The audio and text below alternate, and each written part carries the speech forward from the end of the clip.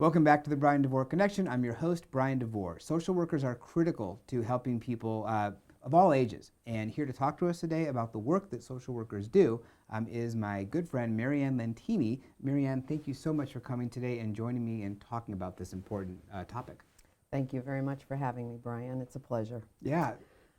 Social workers actually have been around for a very, very long time, even pre-industrial.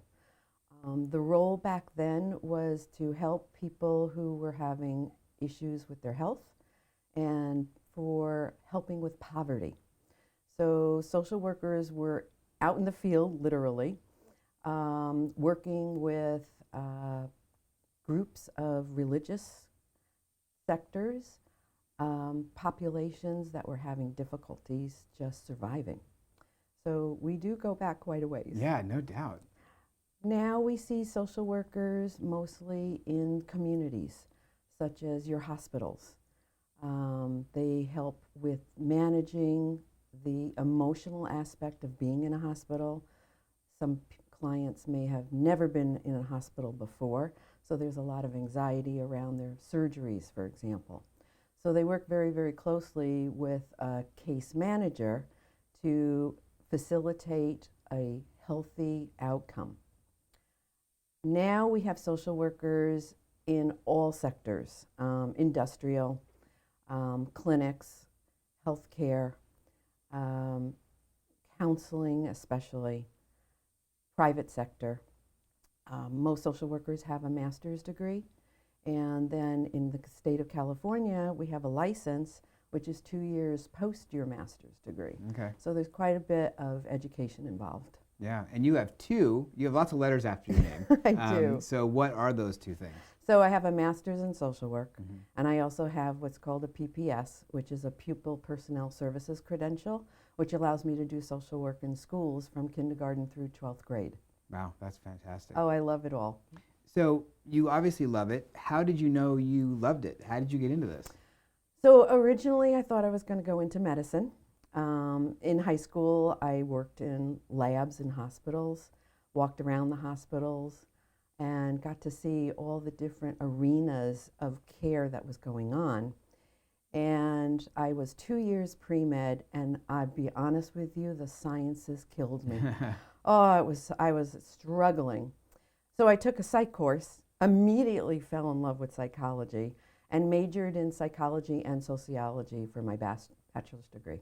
Got it. So always wanting to help people in some way. Yeah, no, that's great. We talked about the role of a social worker. I like one of the things you said was that you want to give people the tools to help themselves. What do you mean by that? Exactly. So one of the roles of social work is to advocate for clients so that we know exactly what they want. And then educating them about the vast amount of community resources that are available to them, especially here in San Diego. So those are the tools that we want to give them so that they can become more independent and not rely heavily on one person. So as I've said before, we start out with this small toolbox, and the toolbox just gets bigger and bigger and bigger. And now I feel like I have the Sears Craftsman toolbox in my little garage. And Yeah. those are all the resources that we have available to us to educate our clients. Well, like you said, San Diego, I don't know about other areas, but San Diego has a vast variety of resources. And you and I go to a lot of different networking events, and we see these resources, the people who represent these resources, whether it's a placement professional to help them find a home if they can't go home anymore. Right. People like me who can help them sell their home if they need to finance that type of stuff. Sure. Home care, home health, there's a variety of resources.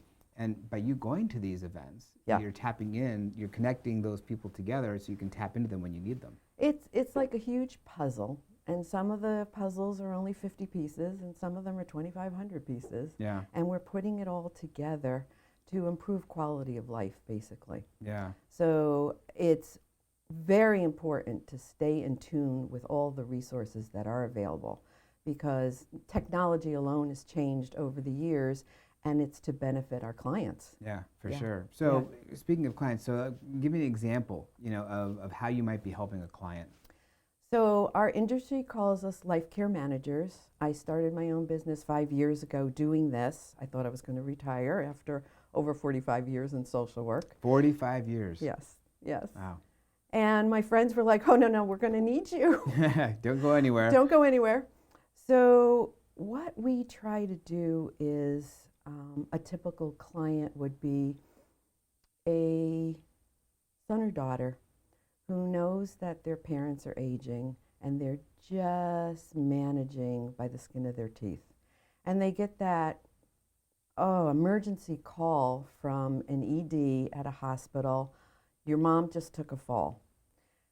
So we go in and we talk to the client and the family members about how to keep them home safely for as long as possible, because that's usually what the client wants, and then eventually start getting them ready for a future plan, and that might be out of home. Mm-hmm. So let's start doing that work now so that it's not all at once. So getting in people like move managers to start right-sizing their home. And this way it's not overwhelming and it's not all at once. And you can see the relief not only on the family members and loved ones, but on the client themselves, because they probably have been procrastinating for a while. Right. No, for sure. Yeah. And I would think that, the hospital, for example, that calls the family member, they're very appreciative to have you because they're not having to do all this work. They have you to take care of that. Yeah, we work with social workers, we work with case managers, we work directly with physicians. I did a lot of work in our local hospitals for many, many years. So a lot of the staff still remember me, and now that they know I do this kind of work, they're calling all the time just for resources. How can we get them out of the emergency room sooner than later? Right. And have someone follow them after they leave the ED, which is very important because they don't want them coming back. Right. Let's prevent that. That's right. Yeah. So, when we were talking the other day, 45 plus years. Thank you, yes. You've managed to keep your sanity because I know, how easy it is to bring this work home with you. Yes. How do you manage? That's a great question. I was very fortunate when I was younger to understand work-life balance. My dad was what I would consider a workaholic, and I promised myself I would never be that way. So I love to work out. I love to connect with nature. I like spending time with family and friends. So I found that balance early on. And then I've also learned to give the client the tools and know I can walk away and say, I did the best I could educating them, counseling them, and helping them move on. So I'm not the one thinking about how they're doing. I know they're improving. That's a great attitude, and it's great work that you do. Thank you. MaryAnn is available, not 24/7 because we already determined that, but here's her contact information to give her a call, learn more about what she does and how she does it and how she may be able to help you and your family. Her information's on screen if you're listening to this on your favorite podcast channel and in the caption. MaryAnn, thank you again for joining me today and educating our audience about what it is you do. And thank you, Bryan, for what you do. It's very important. Yeah, it's my pleasure.